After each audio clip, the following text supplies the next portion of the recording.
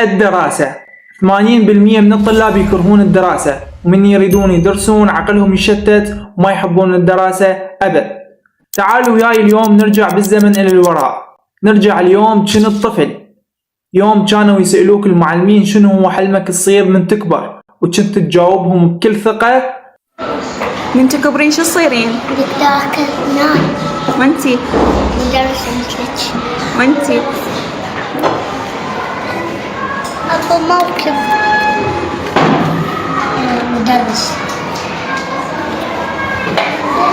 طيار. طيار؟ طيار.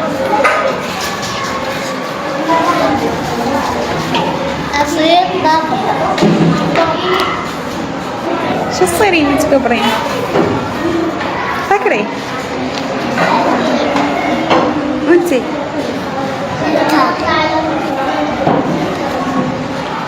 شو تصير من تكبر؟ أنا طابق بالحشد. وانتي؟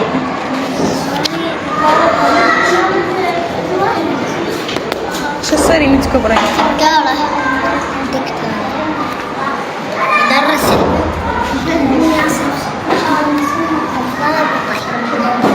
كلية.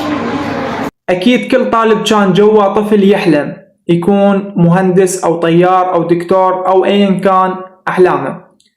يا ترى السؤال، هل حققت حلم هذا الطفل؟ هل وصلت لأحلامه؟ أم بعده يعني الطفل بداخلك يحلم أنه يوصل للمكان اللي كان يحلم به وهو طفل؟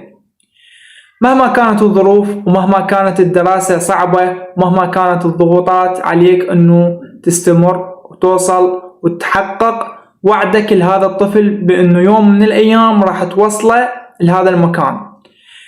لا تسمع نصائح العالم اللي يقولوا لك أنه ماكو تعيينات أو أنه أنت فاشل بالدراسة أو ما راح تنجح أو أي شيء، لأن هذه كلها مجرد أوهام لتحطيم أحلام هذا الطفل اللي بداخلك. أيا كانت مرحلتك الدراسية، ابتدائي، متوسط، إعدادي أو حتى جامعة، عليك أنه تحقق حلم هذا الطفل اللي بداخلك، وأنت قدها وراح توصل. صدقني والله راح توصل. والدراسة شيء حلو، صح عقلنا يتعب من الدراسة، صح نمل من عدها، لكن راح يجي يوم من الأيام وتفتخر أنه وصلت هذا الطفل وكنت قد حكايتك.